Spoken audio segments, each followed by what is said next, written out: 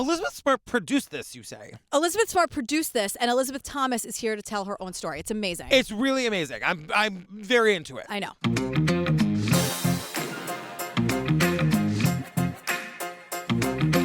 Hi, Jillian Benzavalli. Hello, Patrick Hines. Hey, fam, join us over on the Patreon, but only if you like bonus episodes once a week with no ads. Yep, and Drag Bingo once a month with also no ads. Oh my God. It's just a whole lot of fun. It's so much fun. If you're on the Hero Bell tier, we just released another brand new episode just for them. Yes. So we did an Unsolved Mysteries episode covering like the America's Loch Ness Monster.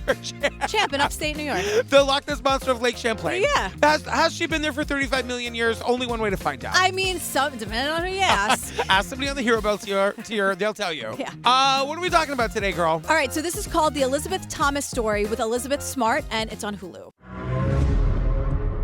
A predator can come in all shapes and forms. It can be that teacher. The public looks at it as, well, I can't believe he would do that. It started with someone who I thought just cared about me, and then someone who started sexually abusing me. I ain't done nothing wrong. Just because someone on face value looks like that they're, Mr. Clean doesn't necessarily mean they are. I'm more afraid than I've ever been in my life. Elizabeth Thomas has been missing for well over a week now. Investigators believe she was abducted by her former Murray County teacher, 50-year-old Tad Cummins. The hairs on the back of my neck stood up. There was no doubt in my mind that they were together. The first days of captivity, I was sexually assaulted multiple times a day. He's believed to be armed, and now his wife is asking him to come out of hiding. Please do the right thing and turn yourself into the police and bring Beth home. He took those guns. I mean, what's he going to do with the guns? Is it for protection, or does he have something else in mind? I am headed to meet Elizabeth Thomas. I've been wanting to talk about my story for a while, and I'm tired of being quiet about it. We open with the incredible Elizabeth Smart. If you don't know her story, she was kidnapped in 2002 and held captive for 9 months before being rescued. She's a survivor. She's an advocate. She's spoken to so many survivors in the last 20 or so years. Yeah. And she explains, Elizabeth Thomas is here to tell her story, but Elizabeth Smart is saying that, like, after all these 20 plus years, even though the details can vary, the emotional journey can be very similar. Not the same. No one's the same, but she's really trying to help these women. It's unbelievable. Like, we'll get more these into people, I should say. Sorry. Yeah, and we'll get into Elizabeth Thomas's story, but it is, we talk so much about how isolating things like this feel. Yeah. But I mean, when you think about the number of people who've lived through what they've lived through, being kidnapped, sexually assaulted, as we're going to learn, but then also like escape and they, and they get on with their lives. Like we're going to come to see that these two Elizabeths have like a real bond as people who have survived a very unique thing that only like people who've been through what they've been through would know what they've been through. Right. Like Elizabeth Smart understands the value of talking to someone who has a similar experience because it can be so lonely. It can be so isolating. And like you're saying, if you haven't been through it, you don't get it. Yeah. So Elizabeth Smart is in the car and she's on her way to meet Elizabeth Thomas and she's wearing her power red jacket. Yeah. It's looking amazing. It's incredible. It's so crazy to see her grown up because we see, like, I remember her as like a young girl, Yeah. And to see, like, she hasn't been in the public eye much in the last like 10 years. She's been doing hard goddamn work. Exactly. And she just looks like a grown woman now. Yeah. She has it's very interesting to see because she's so warm and welcoming, but also very commanding and knows she's really stepping into her power here and sort of holding her hands out for Elizabeth Thomas to say, like, come here. It's true. You can almost get the sense that, like, she speaks to, like, large groups on this topic all the time. She's very well spoken. She's very articulate. She knows exactly what she wants to say. She conveys it all very well. But Elizabeth Smart says that she wants to know why Elizabeth Thomas wants to tell her story now on this very big stage on Hulu with ABC News. And Elizabeth Thomas is here to explain. Yeah, it's been 6 years since the events of Elizabeth Thomas's kidnapping happened. Yeah, she calls it the event because she doesn't want to put a name to it, and I totally understand that. It is, it's very, like, I was saying to you before we started, watching this was hard for me. Yeah, it's tough. Because it's very hard to watch survivors, like, sort of talk through this. And Elizabeth Thomas, it feels like she's doing it kind of for the first time. Yes. And it's uncomfortable uncomfortable, but obviously we need to sit in the uncomfortability and learn. Right. And her name is Mary Catherine Elizabeth Thomas. Some people call her Mary Catherine. Yeah. Some people call her Beth. But it's a lot of names. It's a lot of names. Mary Catherine Elizabeth Thomas. Yes. And she says, like, look, there is still a lot of healing to do. And we see these two women meet in person for the first time. Yeah. And it's really, really incredible. And it's amazing. It's little things like they're standing on Elizabeth Thomas's front porch, and they've met over the phone, so they've spoken a couple of times, but Elizabeth Smart wants to give her a hug, but she's asking for consent. Of course. She's like, may I give you a hug? Yeah, are you ready for that? Yeah. Maybe we can hug at the end of this. Maybe we can hug not at all. I don't know, but what's okay? You pointed out in the Taylor, the 22 moment in the Eras Tour, she always asks the little kid first before giving the hug. Yeah. And it means something. Yeah, even though the kids are like arms outstretched, like, yes. So she like I love the ones that are just asks to trade the bracelets. Oh, Amazing. God, it's so cute. It's so cute. It's my favorite. I could watch it on a loop all day long. I know. It's so good. So Elizabeth Thomas explains that the town where this happened hasn't really been supportive of her. They're supporting the abuser. They seen him as, the good person in the situation, and it wasn't his fault just because he had such a good reputation in the town. That it just made me seem like I was just this child that came along and ruined his life. Like, she lives in the town and she's not supported, and I think she's here to set the record straight. Yeah, because she says he had such a good reputation, and they make it out like I was some child who came along and ruined his life. Yes. And she really emphasizes his here, which I think is important to point out. Yeah. We see the two of them speaking, both Elizabeths here speaking, and then we get Elizabeth Smart to camera to sort of break things down for us because she's been such an advocate for so long, and she jumps in, and Elizabeth Smart says, this is exactly why people don't want to talk about what happened to them. This is why, because even everyone knows the truth. The truth is so glaringly obvious here, and still Elizabeth Thomas is being shamed, or she's just not being believed, or she's kind of like sneered at when she's just going to the store. It's ridiculous. It's insane. And part of me feels like people must just not be able to confront that this happened in their community. Yes. You know what I mean? And there's something about this teacher. We had a teacher, we'll get to him in a minute, but we had a teacher like him at my high school, the safe one, the one that everyone went to his classroom. And he ended up being a great guy, like being the principal of the high school eventually. And as far as I know, there's no allegations against him, but it always made me uncomfortable. Like, kids were a little too close to this teacher, you know? It's yeah. And I want to be very clear, nothing ever happened with him, but it, like, there are boundaries for a reason, and there should be boundaries. Like, somebody, we'll get there. We'll get there when we get there. But it's just like, oh. Yeah. So we learned Elizabeth Thomas was already what they say is vulnerable. My family growing up was very rough. We weren't raised on I love you. I just felt like there was no love in that household. There was a lot of things we didn't have. We weren't, we were very poor. My parents homeschooled us, but I felt isolated just because I felt like there was nobody who cared for me. There's no parent sort of being like, that was horrible when this thing happened. Right, and then I supported her ever since. And all I can think of as a dad, watching this whole thing is like, it's just not hard to show love to your children.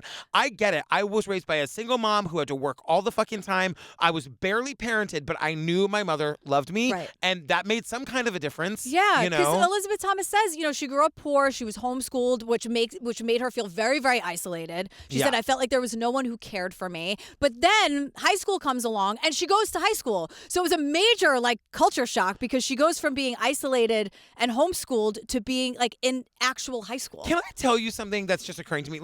She's talking about this transition into regular high school and how hard it was because nobody talked to her and everybody looked at her like she's like the weird new kid and she had nowhere to sit at lunch. And it is just not hard to be nice to people. It breaks my heart. And I have a question. Yeah. Can you just teach your kids to invite people to sit with them?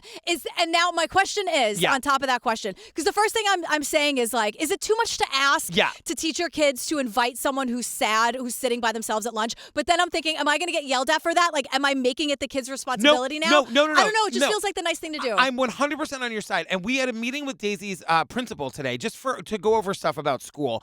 And the thing that the principal said to us was Daisy is just friends with she's so nice to everybody. Mm-hmm. And we had our Christmas party, right? And we had maybe 6 or 7 kids at the party. There was a woman who came, I didn't know that well. She was a friend of a friend. She brought her son. His name was Kevin. I brought him into the room where all the kids were playing and they all knew each other. And I brought him to Daisy because he was a little shy and I knew she would make him at home. And I said, Daisy, this is Kevin. Can you please make him feel at home? And she took him by the hand and she goes, yes, Daddy, get out. Yeah, bye. But a little goes a long way. And when you're in high school, it's just not that hard. Like when I was in high school and I came out and I just had a really fucking hard time and I wasn't cool, I wasn't popular. The most popular girl at school made it her fucking life mission to make my life better.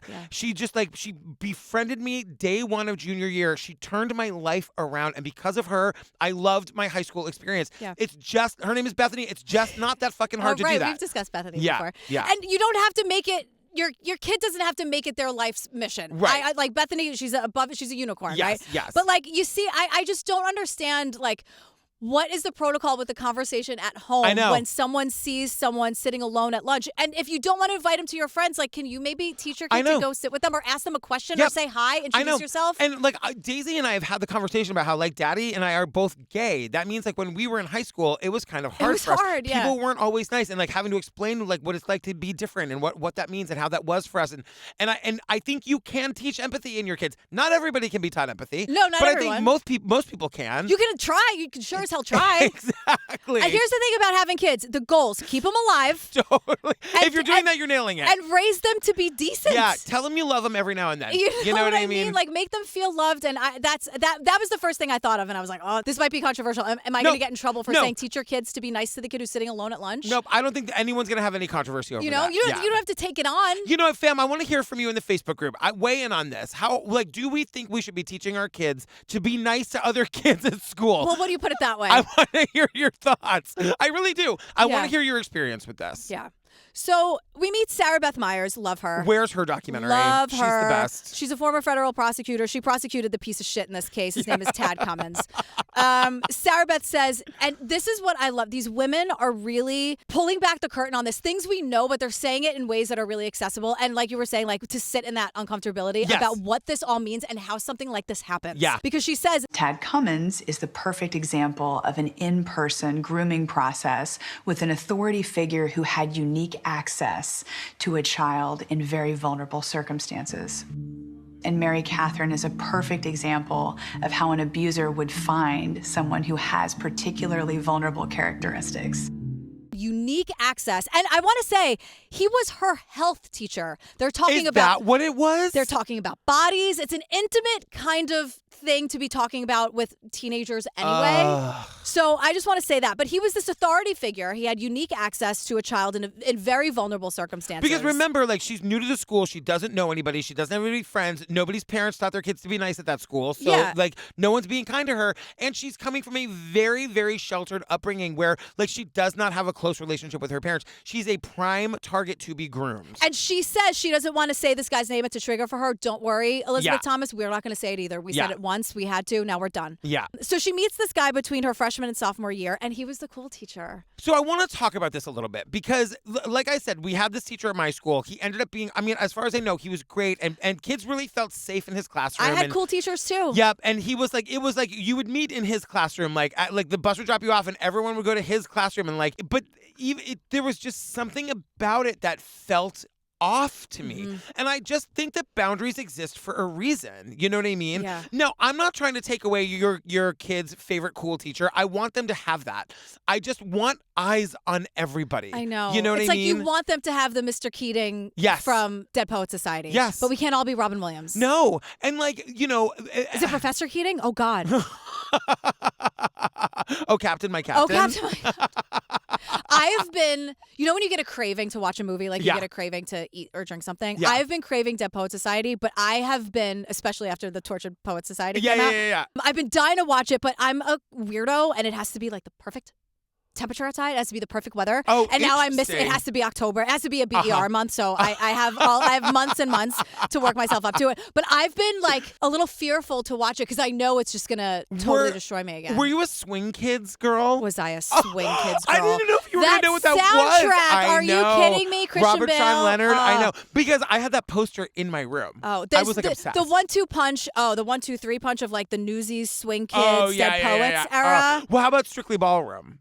That I missed. Okay, that but was I know, a Baz I Luhrmann. know it. Oh my God, fam, go watch Strictly Ballroom. It is so good. I know that it is. It was just never. It was never in my like constant rotation. Yeah, like yeah, the yeah. other ones Oh, were. I wish you and I had known each other like in middle school and high school because we would have liked the same boys. Oh my God. You know what I mean? Anyway, just keep eyes on the teachers. Teachers, thank you for being. Look, I love maybe nurses, but I love teachers like number 2. Yeah. And I'm not trying to disparage teachers in any way. I just remember looking at this guy and clocking him and being like, that's what everybody felt about this teacher over here. know. And this guy obviously is giving the great teachers a bad name. Of course. I mean, Ashley, my best friend Ashley, has been a teacher forever, and she's an assistant principal now. Yay, Ashley! So proud. But they call her Miss Ashley. Yeah. And so I do think there's something, and they've always called her Miss Ashley from the first time I like visited her at work, which was like, oh my God, I could cry. So she's so amazing. But like, she's doing such good work in New York City and like with kids, and they need her so much. Cat. And I'm just, and the cat, Macaroni. Oh my God. Even though he knocked her down the stairs and she like fractured, she got like a bone fracture. He knocked her down the stairs. Okay. Excuse me? That was wrong, Macaroni. I'm sorry. He was so little. Justice for Macaroni. He was going to get neutered, and he was going to get. Look, you try to neuter me, I'm going to knock somebody down the stairs. Okay, but you know you're what a I mean? cat, so please spay neuter your pets. But they were walking down the stairs, and he's so teeny tiny, and she tripped over him, and they both went flying down the stairs. He was totally fine. He got neutered. He's fine. But she had like a bone fracture. No, I is she know. okay? She's totally fine. We were supposed to hang out that night, and she was like, so something happened. I was like, oh no. She's like, Is Macaroni hit everyone me. all right? But yes, with Macaroni and the kids of New York. Oh, but God. Well, anyway, Yeah. they're saying this piece of shit teacher, Elizabeth is saying to us, The early attention I got from him made me feel, I guess, cared about at the time. It made me feel like someone actually seeing me versus, just being ignored like I was at home. I felt like someone might actually, love me and care about me. I thought I was loved by this person as a child, and knowing that I did need it, and I was looking for someone to be safe with. he was the exact opposite of her home life, where she felt ignored and not cared for. This guy made a safe space for her. He was always there for her. And not just her, like other students Yeah. in her high school, his room was the safe space. What she says, whenever I was stressed out, I just went there. Yeah. And again, like, they don't say it here, but they do mention he's a health teacher. Yeah. And also, can we take health class a little more seriously? I know it's know. not AP physics, but based on the state of this country, we need like kids. My need health to class learn. was so fucking awesome in high school. Really? It was incredible. Talked about everything. We Yeah. talked about like sex. We talked about gay stuff. This is the 90s. Yeah. Yeah. My health class was awesome. Well, you're like one of the only ones. I It's such know. a joke. I know. And it I know. shouldn't be. No, it's very serious. Anyway, but again, I'm saying that because that can be intimate. You're talking about these things that can be uncomfortable for kids. Yes. And it's just like now this guy I and know. his like the health teacher has the safe space. It's awful. So prosecutor Sarah is here to define grooming for us. And she's saying grooming is when a person in a position of authority who knows and understands what a person in a vulnerable position would like to hear, would like to get, would like to be, and then that person playing into those desires that the younger person would want. And Elizabeth Thomas is like, yep, he was Yeah. actually, she felt at the time that she was seen by him. Yes. She was heard by him. And she goes, versus, just being ignored like I was at home. Right. And Sarah, the prosecutor, is like, I would like to emphasize there is nothing special about this piece of shit. He just... Say it again, Sarah Beth. Nothing special about him. He No. just followed the playbook, I gotta say, grooming doesn't have to just be sexual. Like, I've seen people Yeah. groom like their peers and their contemporaries. Yep. Like, it's not just an authority figure like a teacher, but if someone sort of like considers themselves like a little more special, Yeah. which as we just learned, they're not. Yeah. But like maybe in the public eye, or they like fake being a victim, like they can groom people to do their bidding for that. Like, Oh it's, my God, like, grooming, 100%. Grooming is not just sexual, but it's a very dangerous thing that can happen. And it happens all the time. Yeah. This like perceived... And it feels like it's something that's brand new to the conversation. You know what I mean? I feel like we know about grooming for like sexual abuse, but like talking about that kind of grooming, for online bullying and all of that. course. Like, I think this is new to the conversation. Yeah, well, whatever. It's not. But this... No, I'm saying it's been happening for a long time, but we're Oh, kind yeah. of just waking up to it as a culture. And I think that's another thing people don't want to, people will say, well, I've never joined a cult. I'd never do this. Uh-huh. They don't want to really look in the mirror and be like, oh my God, I fell I'm for in this. a cult. I fell know. for this horrible person. I know. And now I've been doing horrible things for them, like different kinds of grooming. Yeah. Guys. But this piece of shit made Elizabeth Thomas feel safe because he knew what he was doing. Yeah. She didn't feel safe or she didn't feel loved or cared for at home. And Yeah. he knew exactly what to do. Well, but then she says, because like this was just the beginning. That's the grooming part. She says, I don't know when that switch had happened where he started sexually assaulting me, but it just went from one extreme to the other. And, you know, there was no getting out. There was no telling him no. It felt like I had no way out. And then she just lives in total fear of him. Because remember, this doesn't happen overnight. It doesn't start with the inappropriate touching. Yeah. But first, he makes her feel comfortable and safe. That's the only place she feels seen and heard and cared for. So when someone does touch your back or your knee, you probably don't think anything of it because he's this amazing safe space. Yes. And then when it's egregious, like actual assault, you're trapped. Yeah, right. That's how this works. And there's nobody that you can tell. You think no one's going to believe you, you know? And you're also the new kid. You don't know anybody. You don't know anybody. And she also explains, like, this is something that we don't really hear, which is like so amazing that she's saying it. But Elizabeth Thomas says you get addicted to the highs and the lows. Yes. You get addicted to the trauma of what's happening to you because she says the lows are awful, but the highs are amazing. Yeah. And they do that to reel you in, and then they get a hold of you and they can't let go. Yep. Yep. So Elizabeth Smart says, like, to just tack on to that, they go from protector to predator. Yeah. And like for a child who's going through trauma at home anyway, that's impossible to navigate. And it's meant to be confusing. Exactly, because your brain can't, like, all of a sudden she has a safe space for the first place in her life. She can't lose that,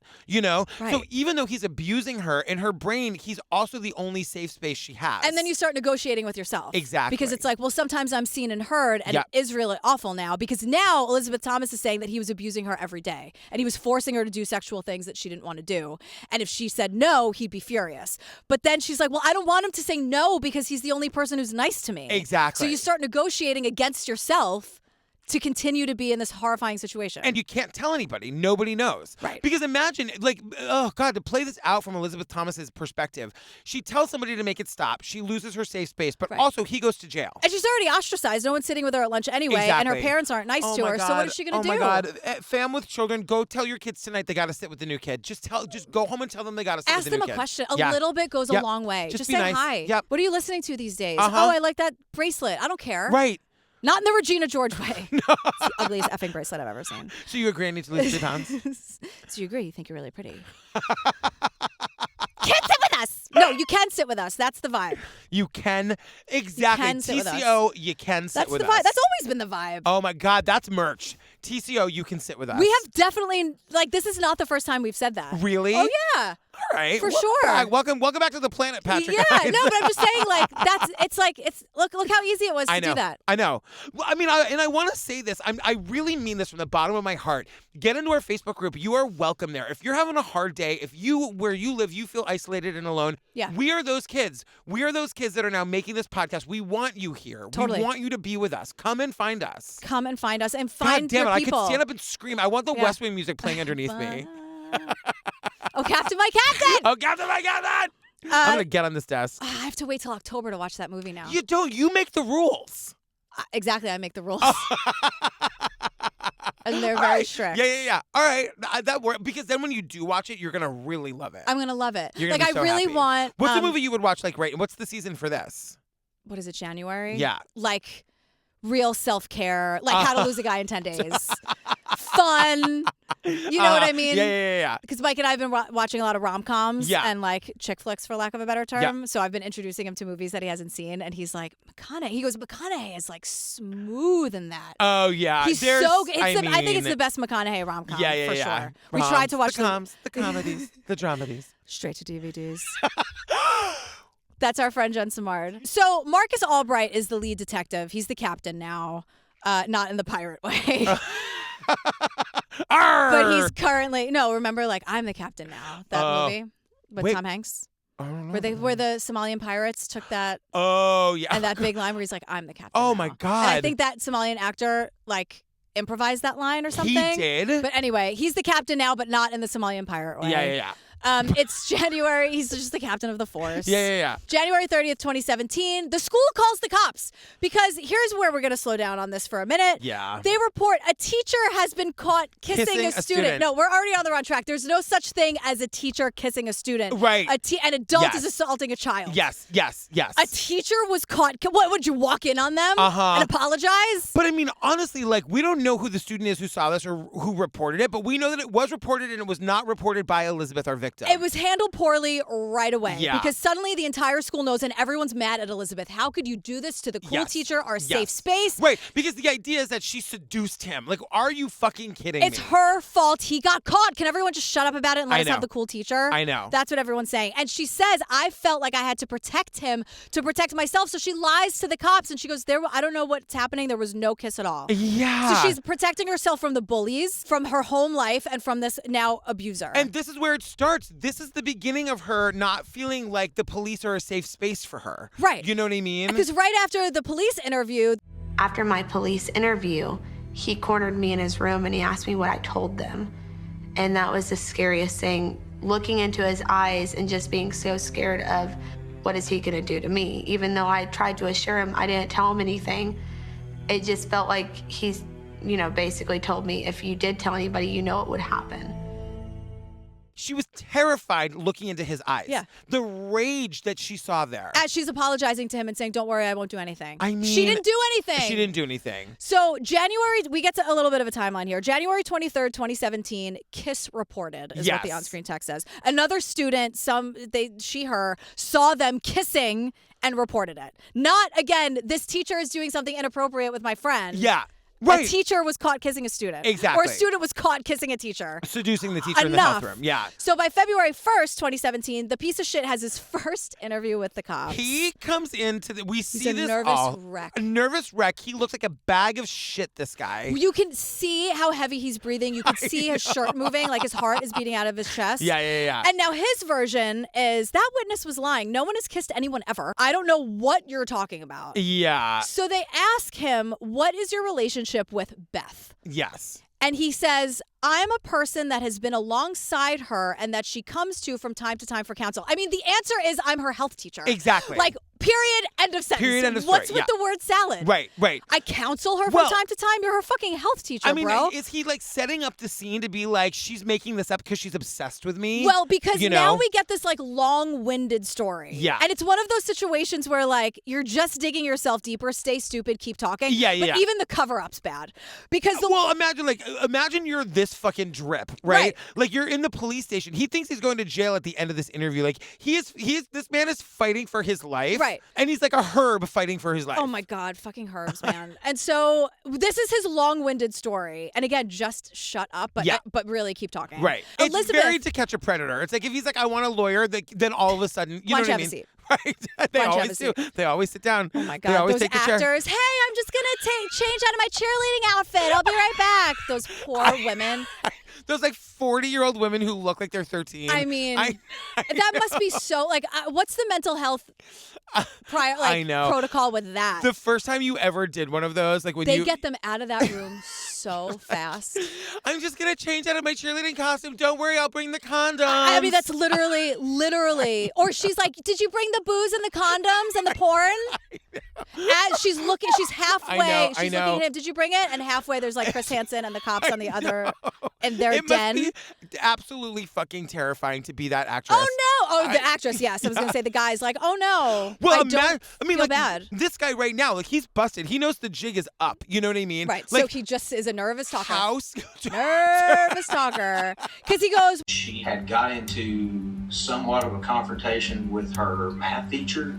Asked to go to the restroom, grabbed her backpack, and the teacher protested her taking her backpack, and she said she had to have it because she was on her period and needed stuff out of there. Okay. Hi, I'm on my period, so I need it. Yeah. Very Cher Horowitz. I mean, so for the Crimson Wave, I had to haul ass to the ladies. All I know is that if Daisy came home and told me that she was going to the bathroom and the teacher said, don't take your bag, and she had to explain to them that she was having her period, I would burn the school to the ground. Well, it's like, how do you know? Why are you talking to her about her period? Exactly. Why does every teacher seem to know everything? I know. Like, it's all inappropriate across the board. Yes. And now, did this even happen? Right. I don't know. But Sarah, the prosecutor, is like, this is crazy. None of this ever should have fucking happened. Because he continues, he says, well, all of this was taking place in front of the entire class, and it was really hard for Elizabeth because she had a panic attack, and, she does that sometimes. Yeah. So this is when Sarah Beth is like, I'm sorry. Right. Why does he know all of these intimate details of her life, from her period, her history of panic attacks? Yeah, and Sarah, Sarah is saying that he's placing himself as the hero in her story. Like, you come to me when you're having the panic attack. You come to me when you're having the fight with the math teacher. And now, everyone, just a reminder, this is meant to make him look innocent to the cops. Right.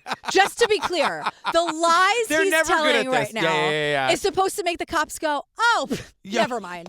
You're just talking to the 14-year-old about her period all the time. And don't give me that shit, I'm the health teacher. Stop. I know. Oh, I do this, I do that. This is the lie that he's using to make himself look good, everyone. We're caught up. He definitely never, in his mind, at least even built up a cover story to tell the cops someday should he ever be questioned about it. Like, he's flying by the seat of his disgusting pants. This is not someone who thinks a mere centimeter ahead. No. And the cops ask him, because he's like, I just felt so bad for her. And the cops are like, why? Like, why do you feel bad for her? And he goes, because I'm the nicest guy you're ever going to encounter in every situation.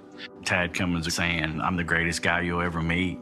Those are little things that people inadvertently say about themselves when they're really trying to sell themselves as being not a bad guy. And when all that really does is tell us that they're probably trying to hide something or they're a bad guy.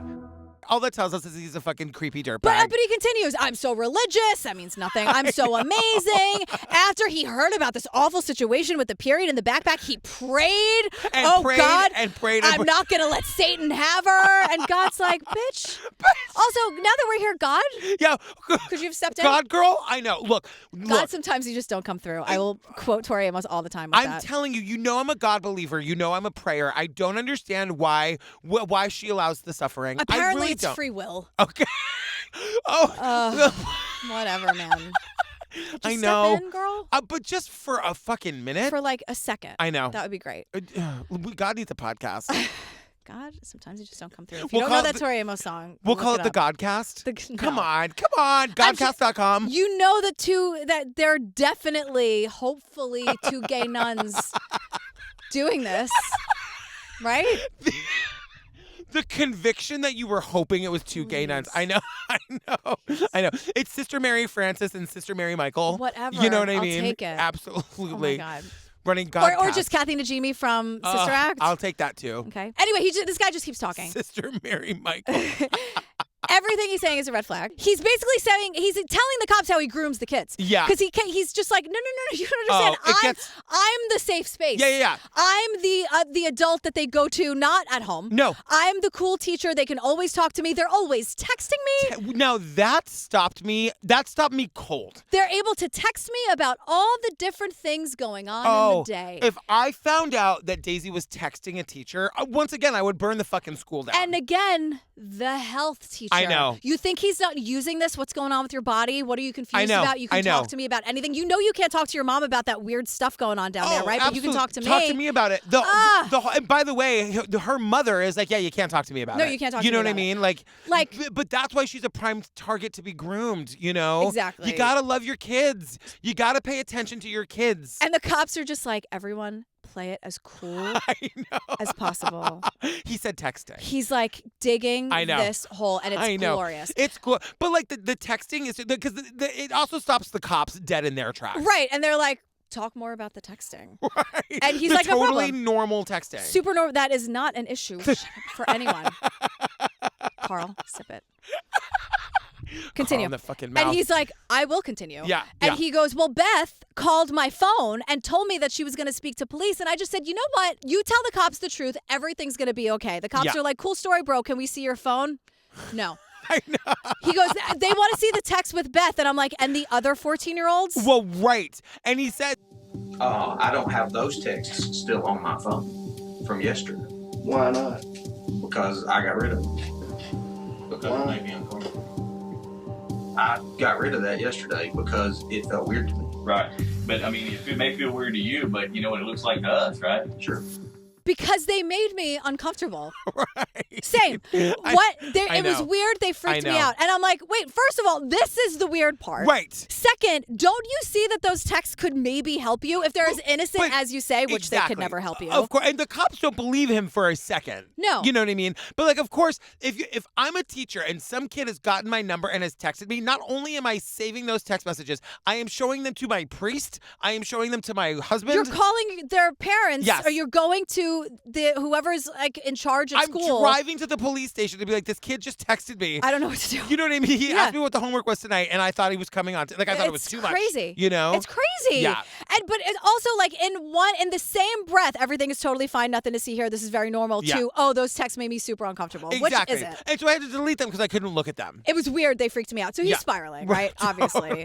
The cops are also being way too fucking nice to him. Yeah. And now he's crying. Well, and now he's crying. Poor him. I was just trying to do a nice thing, and now I'm here. Really? I know. But this is what Sarah, the prosecutor, says. She's like, she's watching the video, and she's like, this is the moment he knew he had to do something. If he was going to have this girl all to himself, this was the moment he knew he had to do something. Because he goes from nothing to see here to I'm uncomfortable to now he's crying. And I ain't done anything. Right. I ain't done nothing wrong, but I came in here not knowing if I was going to jail. Right. And he becomes very emotional and basically says that he thought he was going to jail today and that he's very thankful that he's not. I'm more afraid than I've ever been in my life. Right. And I felt like at that point, the witness probably did see them kissing. Crying out of gratitude for them not throwing him in jail tonight. And now I'm here. I was just trying to do a nice thing.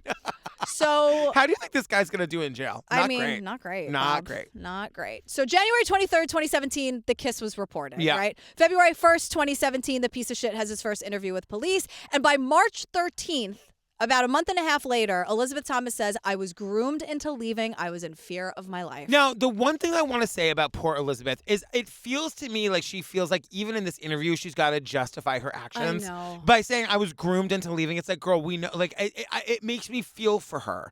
Like, we believe you. But we believe you. I hear that. But I think it's good to be normalizing these words and phrases. And this is how we talk about it. She wasn't kidnapped. She was, but she was groomed into leaving. That's important. I guess that's true, right? Yeah. I guess you're right.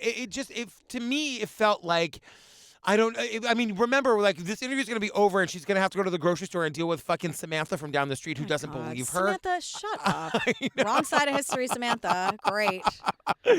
Where were you on January 6th, Samantha? I mean, please. So this guy convinced her that leaving with him was her only option. Yes. Either she lives with him forever somewhere, or people get hurt. He will hurt her. He'll hurt himself. He'll hurt others. Her family. And he made it very clear that he would kill someone, quote, if he needed to. He's not taking no for an answer, this guy. This is the fucking safe space health teacher. You know what I mean? Health teacher. Like, oh my God. And Elizabeth Smart says, she goes, look, everyone knows about fight or flight. This was so interesting. Everyone knows that term, right? Yeah. But there's actually freeze and appease as well. And all four of these are natural reactions. Elizabeth Thomas's story portrays that so perfectly, where someone from the outside could look at it and be like, oh, well, she looks like she's going along with it. She looks like it's fine. But actually what she was doing was surviving. She wasn't just like fine going along with it. She's surviving. Right. She's surviving. And she's, in her mind at least, and maybe true, she's saving other people. If I just go with him, no one's going to get hurt. Yeah. And she's like, I can take care of myself, she's thinking. Right. You and know? Women everywhere know freeze and appease. Yes. So it's like, oh, why didn't you just tell the guy no? I'm not going to give your number. I don't know, because I might be fucking killed later. Yeah. You know what I mean? Yes. So you make up the lie about the fake whoever, you make up you do what you have to do to get out of an unsafe situation. It is a different planet for men and women. It's a totally different planet. I know that is so fucking obvious. It's like annoying to even say out loud, but it just is. It is. It is. So March 13th, 2017, Elizabeth Thomas and the piece of shit leave town. Yeah. By March 14th, 2017, this piece of shit is reported missing by his wife because she and their daughters I know. have been calling and texting him and haven't heard back, but he left a note. Don't worry. Yeah. We hear the wife read the note to the cops over the phone. Will you do us the honors? Sure. This is her reading the note. Jill, I'm so sorry. I'm on my way to Virginia Beach or maybe D.C. just to think and clear my mind of all this crap. But I'm not running away. I am not running away. I will be back. Whatever you do not call the cops. They're going to think I ran because I'm guilty, and I am not. I am not guilty. I am not. I love you all. I'll see you soon. Please forgive me. And that's how she ends the saying it, which is such a human way. I'm sorry, how does it end? Because she goes like, I love you and I'll call you soon. Please forgive me. I know. Which is such a way that you read a note to someone. This poor wife, because not only that. He packed every coat he has, but I also noticed he packed all his shorts. Both of his guns are gone and the $4,000. He bailed, and he was hoping that the stupid note would buy him a day or two before his wife calls the cops. Because Joke's on you, idiot. She called right away. Fam, when you find out where he tried to go and how he tried to get there, it is unbelievable. This guy's an idiot. Such an idiot. And I really hope his daughters are okay, and I hope he wasn't abusing his wife. Same.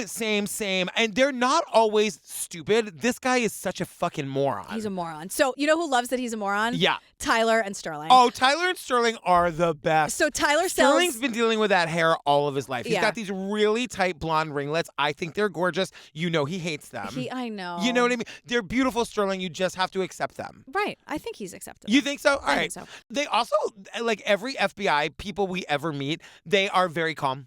You know what I mean? Oh, they've seen it all. Oh, they've seen They're it very all. So Yeah. Tyler Sells is from the Tennessee Bureau of Investigation. He's the lead agent on the case. And Sterling Wall is special agent FBI. So they're on high alert because this guy has guns. Yeah. What is he capable of? They're expecting the worst and hoping for the best. Because what they make clear is this guy's got a day or two before he's out of cash or before like there's a police altercation. And what is he going to do in that moment? Right. They are very worried that he is going to kill Elizabeth. And the day Elizabeth went missing, she told her sister, if I'm not home by 6, call the police. Yes. Which is a major red flag. I mean, and thank God she had the foresight to do it. Right. But also, this idiot's wife called. Yes. Because he left the worst goodbye note ever. I know. The more you say, don't call the know. cops, I'm coming right back, everything's fine, the less fine it is. Hello? Like, what's a note he could have left that could have bought him a day? Nothing. Right? Totally. Like, there's nothing that he could have said. You know what I mean? Like, I'll be right back. I went to buy you whatever. At least, like, throw some confusion. Haven't you watched an episode of The Traitors once in your life? You need to confuse everybody. If you want to buy yourself some time. I know. I'm just like, yeah. I mean, it was never gonna go well. No, because if he says, "Oh, be right back," went out to buy bread or whatever, at least she'll be like, "What?" Like she would wait a few hours. She would call around. But for him to be like, "Do not call the cops. Everything is fine. I just have to clear my head about this whole abuse thing I've been doing." Right. It's not gonna in work. Virginia girl. Beach or DC, not sure. Not sure. We'll like, let you know what? when I get. Shut up. So the cops like ping the phones, right? So from the very beginning, when we pinged their phones, it was right across the state line in Alabama. They traveled south right there on 65. Well, of course, we were very excited that now we know in the general direction of where they are. But then their phone goes off. And so there's no more availability to track them. And then they see that the phones are turned off. And we're going to learn, they're going to be able to pinpoint the actual spot where they threw them in the river. Well, here's the thing I'm sorry to be like a bummer. Yeah. But something that really stuck with me. Kind of a sad episode. It's horrible. You're in good company. But what really stuck with me is that they say the phones were thrown into the river. No, he had Elizabeth throw them off the bridge. So which is so cruel because she's throwing away her only connection to the outside world. I hate I know. And hearing her say it, she says that. She's like, this was my last connection. Thank God she told her sister to call. I mean, obviously the cops would have been called anyway, but at least in her mind, she knows. She said something. At some point, somebody hopefully is going to come looking for me. Right.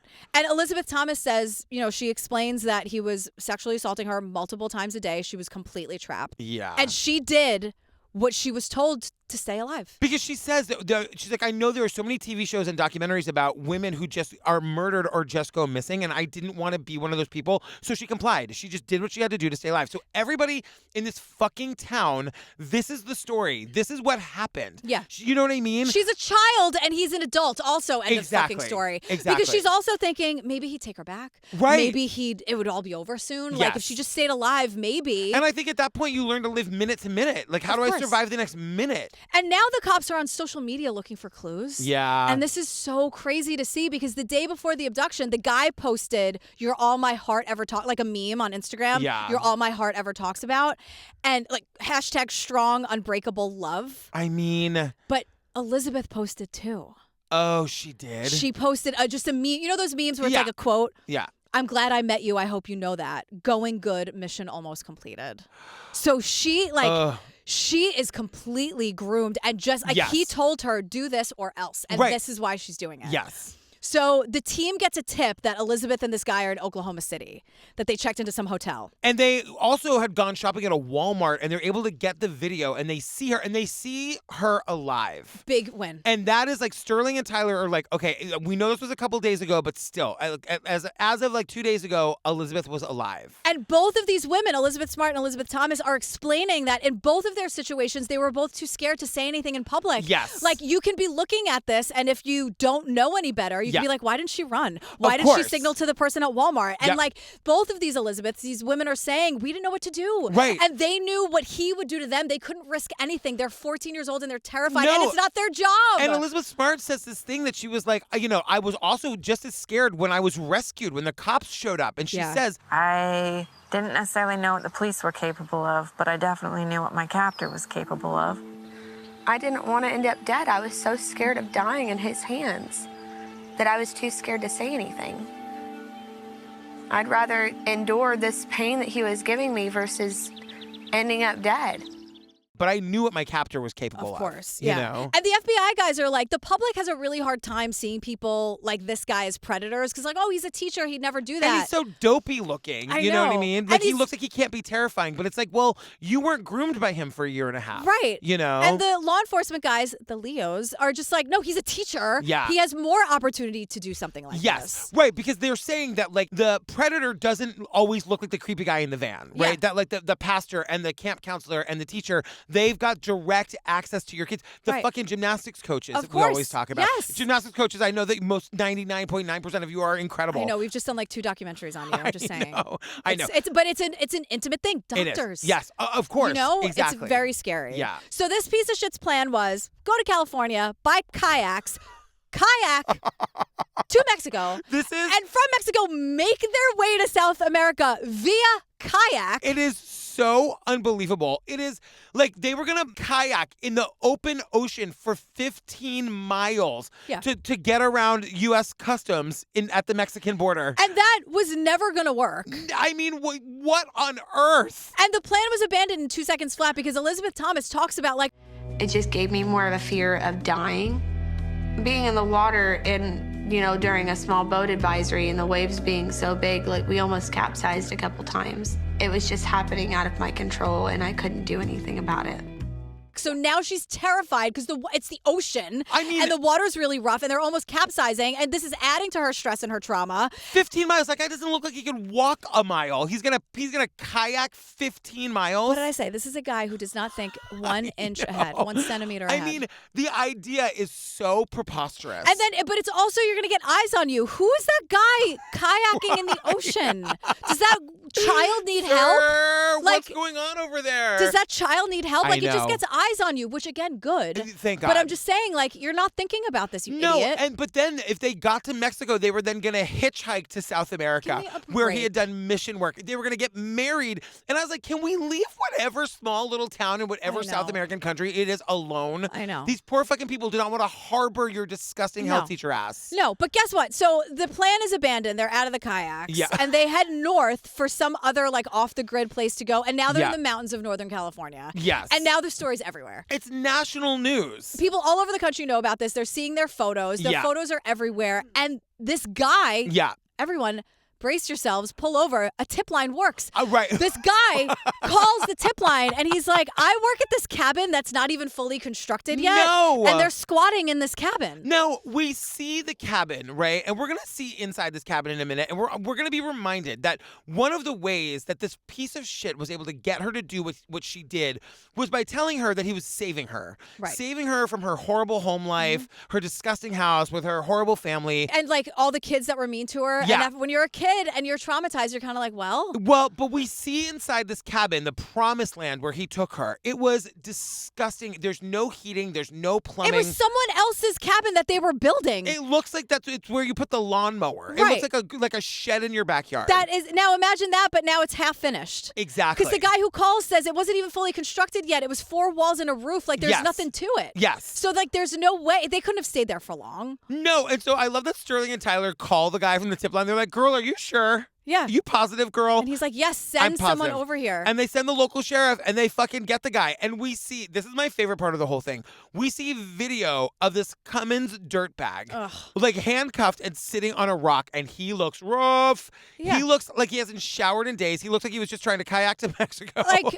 he looks it. It's been 39 days. So they get him 39 days after the abduction. This piece of shit is arrested, and Mary Catherine Elizabeth Thomas is rescued. I gotta tell you, he looks grateful for having been arrested. He looks like, thank fucking God I don't have to do this anymore. Oh my God. You what know? an asshole. What an idiot. But Elizabeth Smart says, sure, of course there's relief when you're found. Yeah. But there's also a lot of fear because when law enforcement comes in, that's kind of like throwing in an unknown into the mix. When I was found, my initial reaction was fear. All I could think of was, what if the police don't believe me? What if they believe my captors and they don't believe me? What will happen to me?